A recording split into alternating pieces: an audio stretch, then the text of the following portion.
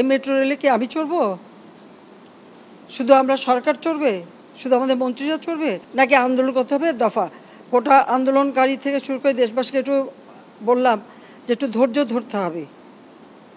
আদালত যখন নিয়েছে, আর এটা তো সরকারের করা মামলা, আপিল তো সরকার করেছে, কাজে তাদের ধৈর্য ধরতে হবে এবং তাদের যেটা প্রত্যাশা সেটাই পূরণ করা হবে। তারা হতাশ হবে না। আমি এই আশ্বাস দিয়ে তাদেরকে বললাম বিরত করতে থাকতে, কিন্তু সেটা করলো না। আর এরই সুযোগ নিয়ে সেই 17 জুলাই থেকে যেভাবে ধ্বংসাত্মক কার্যকলাপ শুরু হলো, যে স্বাধীন দেশটাকে মানুষ তো বঞ্চিত ছিল, প্রায় 29টা বছরই তো বঞ্চনার ভোগ করেছে। মাত্র 15 বছরের মধ্যে আমি যেভাবে দেশটাকে গড়ে তুলেছি, কি না করেছি মানুষের জন্য। খাদ্য নিরাপত্তা, বিদ্যুৎ, চিকিৎসা ব্যবস্থা, শিক্ষা ব্যবস্থা, যোগাযোগের ব্যবস্থা, রাস্তাঘাট, পুল, ব্রিজ, সব কিছু ক্ষেত্রে আমাদের যে কাজ, তাতে কারা লাভবান? এই মেট্রো রেলে কি আমি চড়বো? শুধু আমরা সরকার চড়বে? শুধু আমাদের মন্ত্রীরা চড়বে? না সাধারণ জনগণ চড়বে? সেটা আমার প্রশ্ন। এর উপকারিতা কারা পাচ্ছেন? এদেশের মানুষ, আপনারা, সাধারণ জনগণ পাচ্ছে।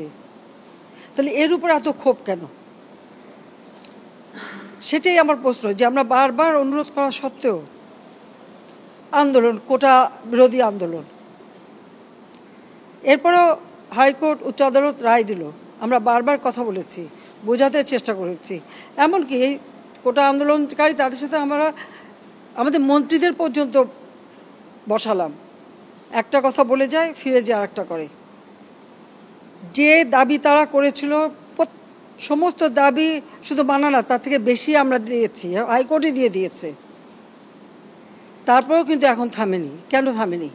আমি দেশবাসীর কাছে সেটাই আমি বিচার চাই। এখনও নাকি আন্দোলন করতে হবে দফা? প্রথমে এক দফা কোটা সংস্কার করতে হবে। কোটা বাতিলও করে দিয়েছিলাম। আচ্ছা, কোটা সংস্কার হবে, আপিল করলাম, উচ্চ আদালত সিদ্ধান্ত দেবে। সেই জন্য পর্যন্ত তো ধৈর্য ধরতে হবে। যে কোনো নাগরিককে তো আইন আদালত মেনে চলতে হবে।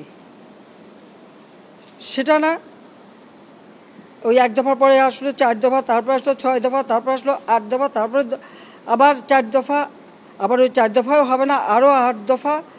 এইভাবে এমন একটা পরিবেশ সৃষ্টি, আর সেই সাথে সাথে এই ধ্বংসযজ্ঞ, মানে এই ধ্বংসযজ্ঞটাকে সুযোগ সৃষ্টি করে দেওয়া।